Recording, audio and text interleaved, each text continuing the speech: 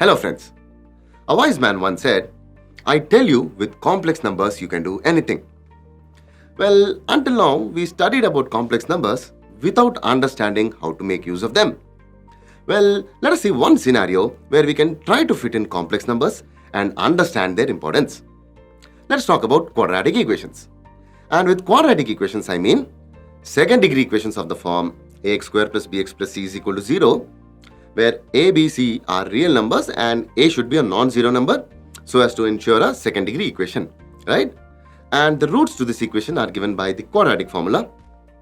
Also, we talked about the nature of roots of this quadratic equation based on the sign of this particular number b square minus 4ac, which is under the square root symbol, which is called the discriminant of this quadratic equation.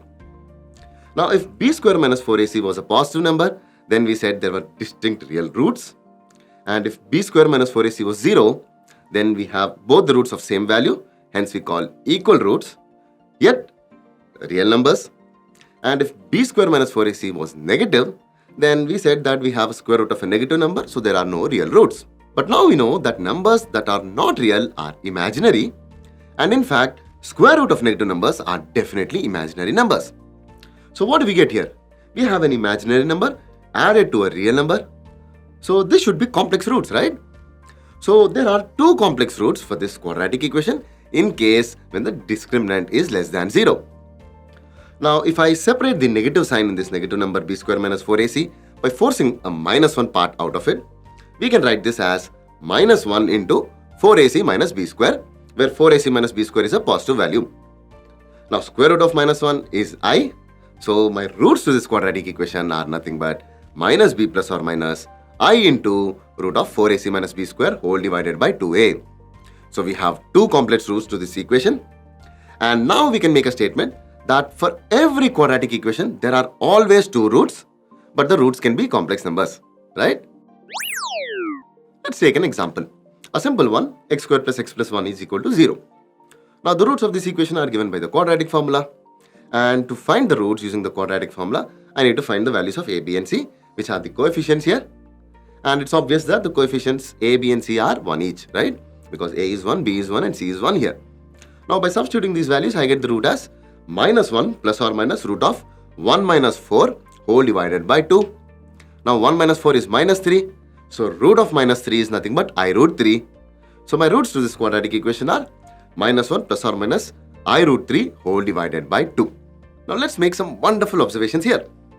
Now whenever you have complex roots when the discriminant is less than 0, because of the plus or minus part, you always get two complex roots that are conjugate to one another.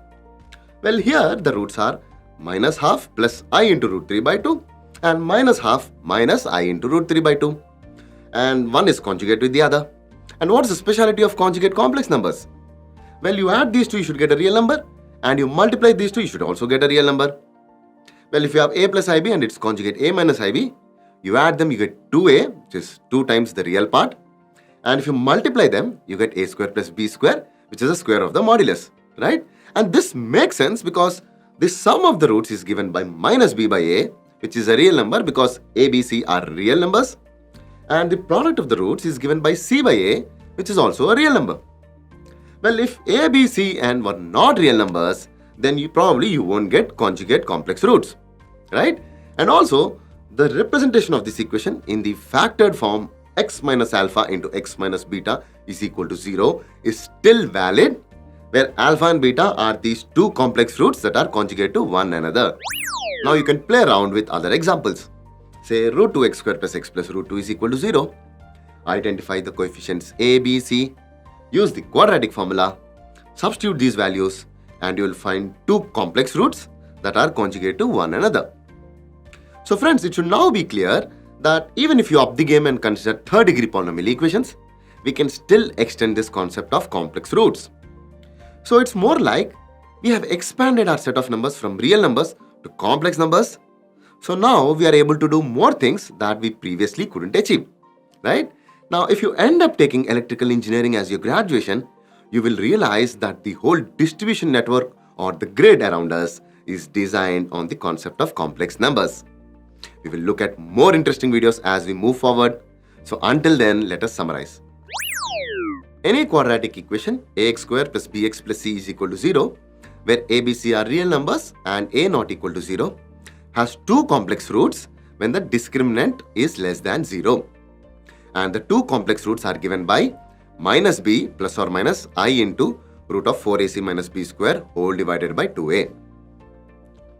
When a quadratic equation has two complex roots, then both the complex roots are conjugate to one another.